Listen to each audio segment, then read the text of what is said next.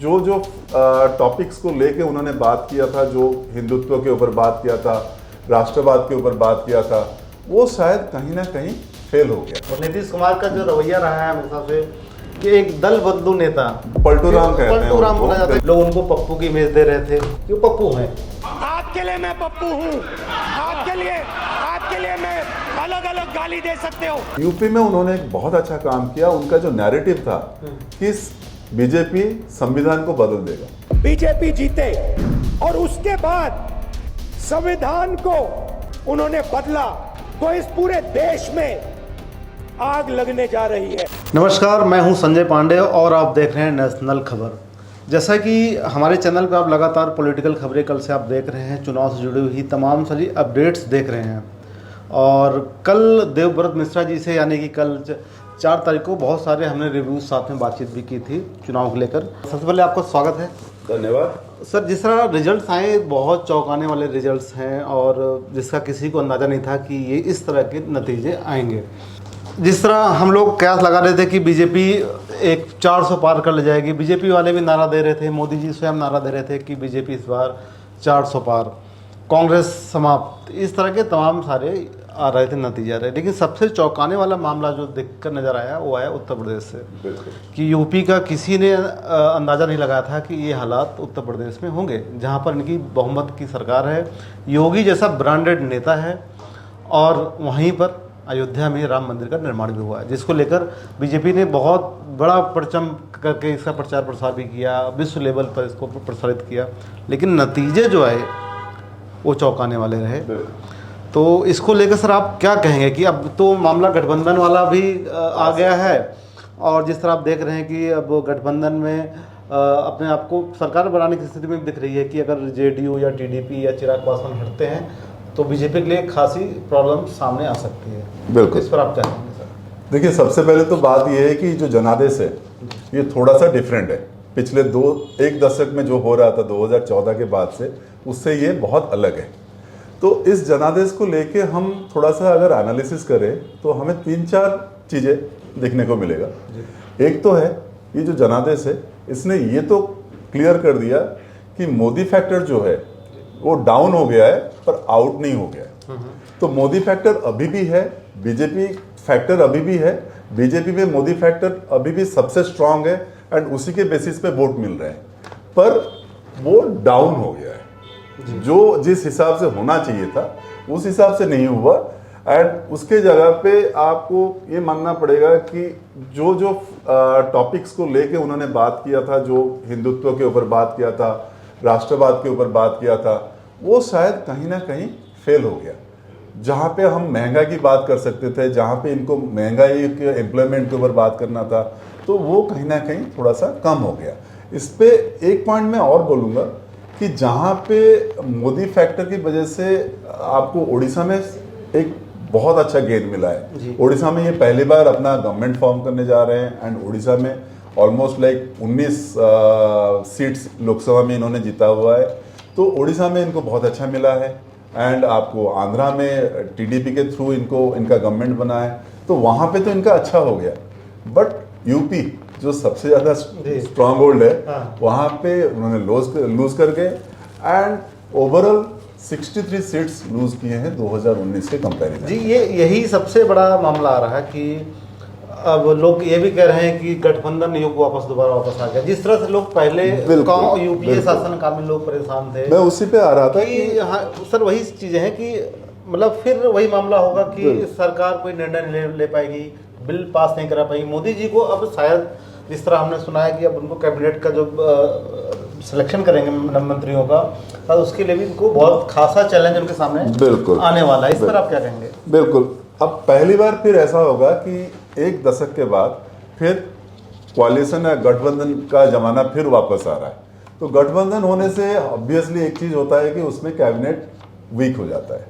तो जो strong decision सारे लिया जाता था, जैसे बीजेपी ने 2014 में और 2019 में बहुत सारे स्ट्रॉन्ग डिसीजन लिया था, इस बार वो नहीं कर पाए, क्योंकि जैसे आपने कहा कि जेडीयू का भी एक रोल रहेगा मेजर, चंद्रबाबू नायडू का भी रोल रहेगा, हो सकता है चिराग पासवान का भी रोल रहे, एंड मोदी जी जो है वो बहुत अच्छे से जाने जाते हैं कि वो अपने मर्जी से अपना कैबिनेट बनाते हैं। अपने मर्जी से पोर्टफोलियो देते हैं। हाँ। हो सकता है इस बार उनको वो इस बार देने के समस्याओं लिए का सामना करना पड़ेगा। जो लोग शक उठा रहे हैं कि जेडीयू को लेकर खास तौर पर नीतीश कुमार का जो रवैया रहा है हमेशा से कि एक दल बदलू नेता, पलटू राम कहते हैं पलटू राम उनको, बोला जाता है कि बिल्कुल। आज जहां सरकार बनते देखते हैं उधर होते हैं, तो उन पर कितना भरोसा करना सही है, इस पर आज भी बीजेपी साथ संदिग्ध अवस्था में है इस वक्त। इनके लिए एक चैलेंज रहेगा, हमेशा से चैलेंज रहेगा, क्योंकि इस बार जो हम सब लोगों को लगा था कि भाई इस बार अगर बीजेपी उस मेजोरिटी के साथ आता है तो फिर बहुत सारे डिसीजन ले सकते हैं जो लगता था कि भाई यूनिफाइड सिविल कोड है, सीए है, ये सब इम्प्लीमेंट हो जाएगा, बट अब उसके बारे में बहुत मुश्किल है, मुश्किल लग रहा है। अब कांग्रेस पर हम बात करते हैं, जिस तरह लोग कहते हैं कांग्रेस खत्म, जिस तरह बीजेपी भी नारा लगाती है कांग्रेस मुक्त भारत, बिल्कुल शायद वो उनका अभी ये डायलॉग या ये नारा हमें लगता है कि अब यहाँ से अब खत्म होने वाला है।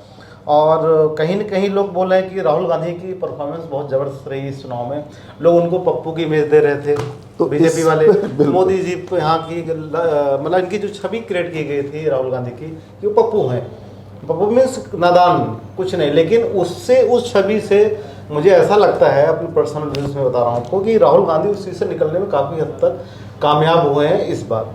बिल्कुल, जो जैसे आपने कहा कांग्रेस ने भी ये प्रूव कर दिया कि कांग्रेस अभी जिंदा है।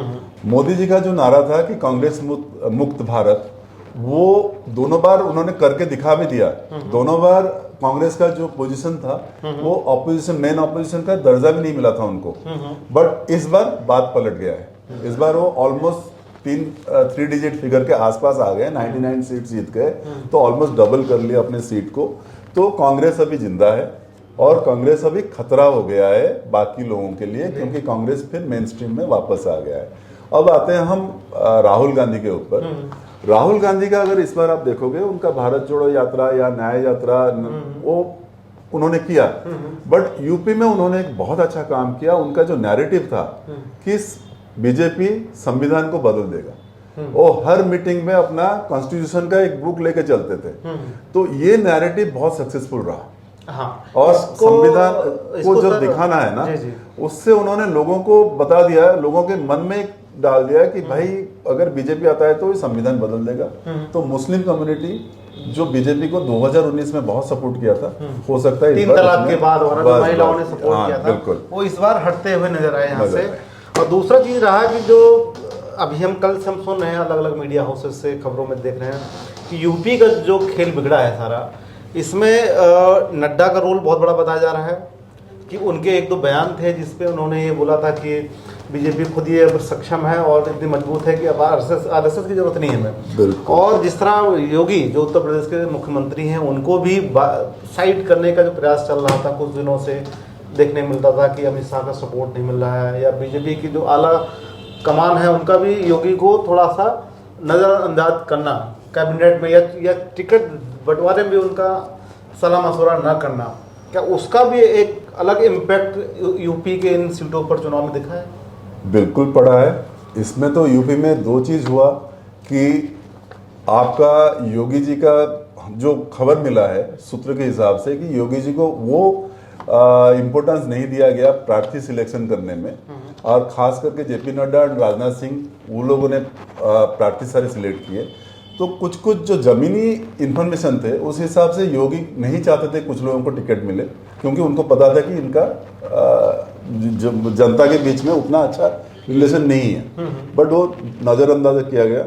एंड दूसरा है कि उनको साइडलाइन किया गया था अपने स्टेट में प्रचार करने से, तो वो 2 फैक्टर था। दूसरा ये है, ये इलेक्शन का जो रिजल्ट आया ना, उससे एक चीज़ तो फिर एक बार प्रूव हो गया कि हमारे देश में जो कास्ट का जो फैक्टर है वो फिर वापस आ गया। मतलब आप ये मान के चलिए कि मंडल कमीशन का टाइम फिर वापस आ गया। इस तरह की मतलब मोदी सरकार बातें कर रही थी विकास की, इसकी, लेकिन अभी भी शायद ये कास्टिज्म वाला मामला फिर आ गया है। तो उसी बेसिस पे तो जो मोदी जी राष्ट्रवाद को लेके चल रहे थे, शायद इस बार वो काम नहीं किया। और दूसरी चीजें और देखने मिल रही है कि एक तो इनका मंदिर फैक्टर काम नहीं आया, मुझे ऐसा लगता है, क्योंकि अगर मंदिर फैक्टर आया होता तो अयोध्या में साथ बीजेपी की बिल्कुल बीजेपी के सांसद चुने जाते, लेकिन वहां पर समाजवादी पार्टी ने अपना परचम लहरा दिया। और दूसरा चीज ये भी रहा कि अब आज का यूथ जो है, आई थिंक मुझे ऐसा लग रहा है कि अब वो कास्टिज्म पर, इस पर सब पे ज़्यादा बात करना, सुनना भी पसंद नहीं कर रहा है। अब उसको चाहिए नौकरी, उसको चाहिए पैसा, उसको चाहिए फेम, और उसको मंदिर मस्जिद इनसे कोई मतलब होता हुआ ज़्यादा अब नहीं दिख रहा है। बिल्कुल। उनको नौकरियाँ चाहिए, महंगाई कम चाहिए, जिसमें आई थिंक मुझे लगता है बीजेपी गवर्नमेंट महंगाई कम करने में बिल्कुल फेल रही है लास्ट वक्त। हाँ जी। और जॉब्स को लेकर सबको पता है कि जिस तरह यूपी में पेपर लीक वाला मामला आया, नौकरियों में कमी रही है, राष्ट्रवाद चलता रहा, कोई उसमें दो राय नहीं है, हिंदुत्व में बात होती रही है, वो भी अच्छी बात है, लेकिन इसमें सरकार फेल हुई है पिछले इन 5 सालों में। हाँ, फेल हुई है इन द सेंस, इनका जो मेन ऑब्जेक्टिव था वो राष्ट्रवाद पे था, तो राष्ट्रवाद पे इन्होंने ज़्यादा चल गया। एंड दूसरी प्रॉब्लम ये है कि जो विधायक थे या जो ग्राउंड लेवल पे जो लोग काम करते थे, वो लोग शायद ये सोच के बैठ गए कि भाई मोदी है एंड मोदी के बेसिस पे हमें वोट मिल जाएगा, या राम मंदिर के बेसिस पे हमें वोट मिल जाएगा, या हिंदुत्व के बेसिस पे हमें वोट मिल जाएगा।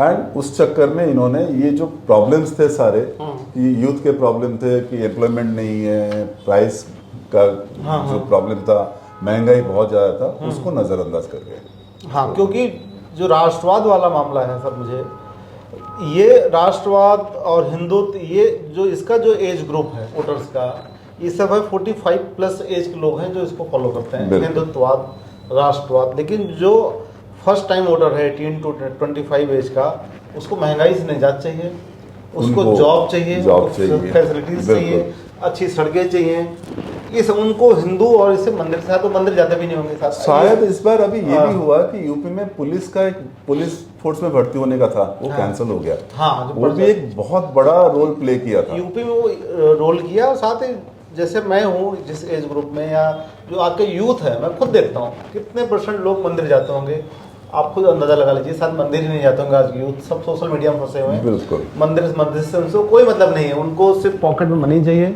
पैसा चाहिए, अच्छी जॉब चाहिए, चाहे प्राइवेट हो चाहे गवर्नमेंट हो, फैसिलिटीज चाहिए। तो उन लोगों ने इसको तभी नेग्लेक्ट कर दिया, राष्ट्रवाद को और मंदिर मस्जिद के मुद्दे को, और बाहर निकल गए। और एक बड़ा फैक्टर मैं आपको बताता हूँ जो यूपी में हुआ है जी। बहुजन समाज पार्टी इस बार बिल्कुल फेल हो गया।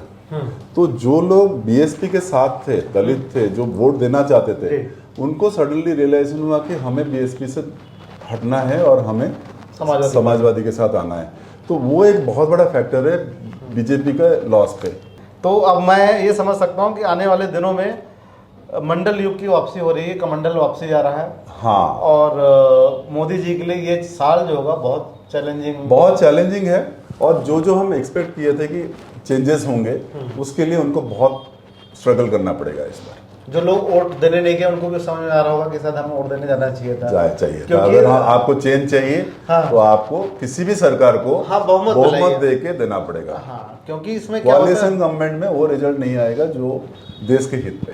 जी, इसमें अब स्टेबिलिटी नहीं आएगी, कानून अच्छे नहीं बनेंगे, देश में अच्छे विकास में भी शायद समस्याएं आएंगी अब, क्योंकि गवर्नमेंट किसी की भी हो, पूर्ण बहुमत में हो, ताकि उनको फैसले लेने में आसानी हो। बिल्कुल, ये है।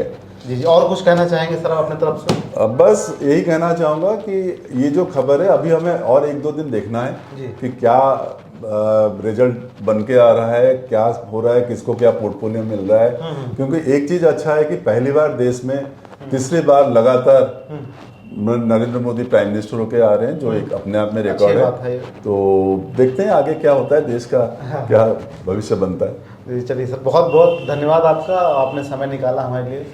Thank you. तो आपको ये हमारी खास चर्चा कैसे लगी, और इसी चर्चा को लेकर हम कल एक और अपडेट देंगे। तो और ताज़ा तरीन खबरों के लिए आप देखते रहिए नेशनल खबर।